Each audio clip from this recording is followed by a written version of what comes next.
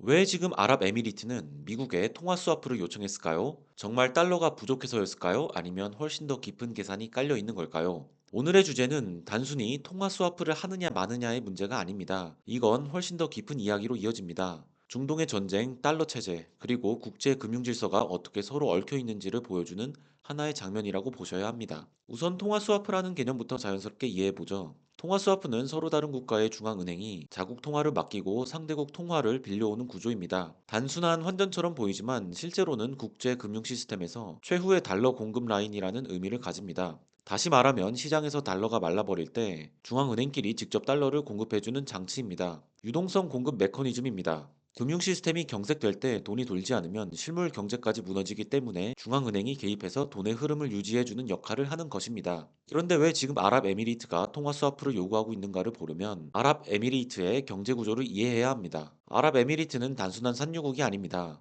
중동 금융의 허브 역할을 하고 있고 동시에 전형적인 지대 국가입니다. 지대 국가라는 개념은 쉽게 말하면 생산을 통해 돈을 버는 것이 아니라 자원 수출로 외화를 벌어들이는 구조입니다. 아랍에미리트는 석유를 팔아서 달러를 벌어들이고 그 달러를 기반으로 경제를 운영하는 구조를 갖고 있습니다. 이 구조가 중요한 이유는 환율과 직결되기 때문입니다. 아랍에미리트는 자국 통화인 디르함을 달러에 고정시키는 달러 페그제를 유지하고 있습니다. 여기서 페그라는 개념은 환율을 일정 수준에 묶어두는 제도입니다. 시장에서 환율이 오르든 내리든 중앙은행이 개입해서 그 값을 유지하는 방식입니다. 이건 고정 환율제의 한 형태인데 장점은 명확합니다. 환율이 안정되면 기업들이 수출입 가격을 예측하기 쉬워지고 투자 환경도 안정됩니다. 하지만 이 제도는 굉장히 강한 조건을 요구합니다. 바로 충분한 외환 보유액입니다. 왜냐하면 환율이 흔들릴 때마다 중앙은행이 달러를 사고 팔면서 방어해야 하기 때문입니다.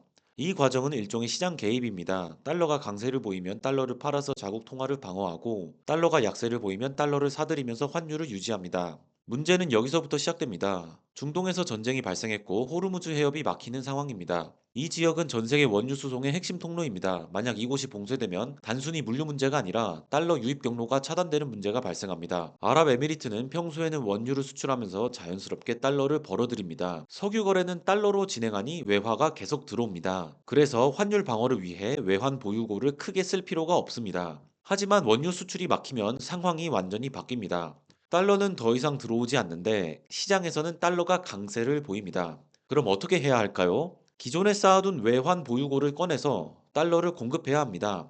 이 순간부터 게임의 성격이 달라집니다. 외환 보유고는 무한하지 않습니다. 현재 아랍에미리트의 3천억 달러 수준의 외환 보유액은 충분해 보이지만 전쟁이 장기화되면 빠르게 줄어들 수 있습니다. 이건 금융시장에서 지속 가능성의 문제로 연결됩니다. 투자자들이 이 나라가 끝까지 버틸 수 있을까라는 의문을 가지는 순간 투기적 공격이 발생할 수도 있습니다. 그래서 아랍에미리트는 통화 스와프를 요청하는 것입니다. 이건 단순한 보험이 아닙니다. 시장에 보내는 강력한 신호입니다. 우리는 달러가 부족해질 일이 없다라는 메시지를 주는 것이죠. 실제로 돈을 쓰지 않더라도 쓸 수 있다는 사실만으로 시장이 안정되는 경우가 많습니다. 그런데 여기서 더 흥미로운 장면이 등장합니다. 아랍에미리트가 달러 부족 시 석유 결제에 위안화를 사용할 수도 있다고 언급한 부분입니다. 이 발언은 단순한 외교적 수사가 아닙니다. 이건 국제 체제에 대한 도전입니다. 현재 글로벌 석유 결제 시스템은 달러를 중심으로 돌아가는 페트로 달러 체제입니다. 그런데 위안화라는 대안을 언급하는 순간 이 체제의 균열 가능성을 암시하게 됩니다. 미국 입장에서는 이 부분이 굉장히 민감합니다.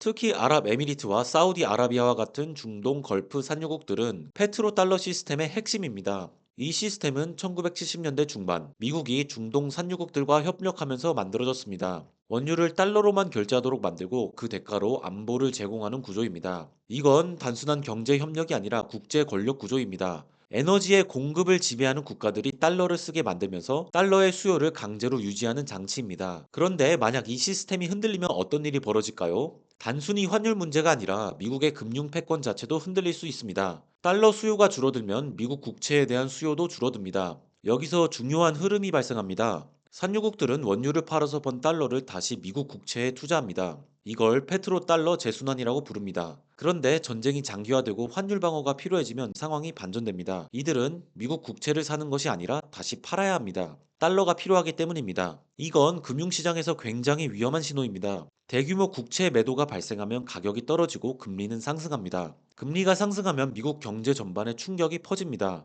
이 맥락에서 도널드 트럼프 대통령의 도울 수 있다면 돕겠다라고 말한 것은 단순한 정치적 발언이 아닙니다. 그리고 케빈 워시의 이름이 언급된 것도 중요합니다. 연준 의장 교체 가능성과 연결되면서 통화 정책의 방향이 달라질 수 있기 때문입니다. 중앙은행의 독립성이라는 개념이 여기서 흔들리기 시작합니다. 원래 통화 스와프는 연방준비제도가 결정해야 하는 영역입니다. 그런데 정치 권력이 개입하기 시작하면 이건 정책 혼합의 문제로 이어집니다. 재무부와 중앙은행의 경계가 흐려지는 상황입니다. 결국 이 모든 흐름은 하나의 질문으로 모입니다. 이 전쟁이 얼마나 길어질 것인가입니다. 전쟁이 짧게 끝난다면 통화 스와프는 필요 없는 장치로 남을 수 있습니다. 하지만 전쟁이 길어진다면 달러 체제, 중동 경제, 그리고 미국 금융시장까지 모두 연결된 구조 속에서 균열이 발생할 가능성이 커집니다. 지금의 통화 스와프 요청은 단순한 금융 이슈가 아닙니다. 국제 정치와 경제가 결합된 구조적 긴장입니다. 그리고 그 중심에는 달러라는 하나의 통화가 놓여 있습니다. 이 통화가 얼마나 강한지, 그리고 얼마나 취약한지를